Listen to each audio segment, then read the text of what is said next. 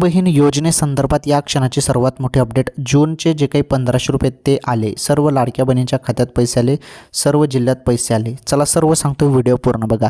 एक महत्त्वाचा निर्णय लाडकी बहीण योजनेमध्ये घेण्यात आलेला आहे.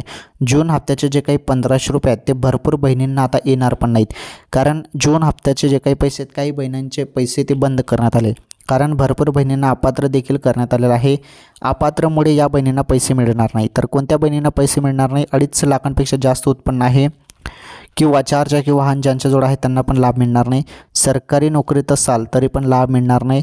तसेच 2-2 योजनेचा तुम्ही लाभ घेत असाल तरी पण लाभ मिळणार नाही. तुमच्याजवळ 4 चाकी तुम्ही आयकरदाता असाल तर तुम्हाला लाभ मिळणार नाही. तर हे निकष आहेत महत्त्वाचे. आता जे बहिणी पात्र आहेत अशा बहिणींनाच जून हप्त्याचे जे काही 1500 रुपये आहेत ते येतील. आता काही क्षणात तुम्हाला पैसे येणार आहेत. थोड्याच वेळात पैसे येऊ शकतात, कारण वेळ झालेला आहे. अचानकपणे कोणत्याही क्षणी तुम्हाला पैसे येतील बहिणींनो. ओके.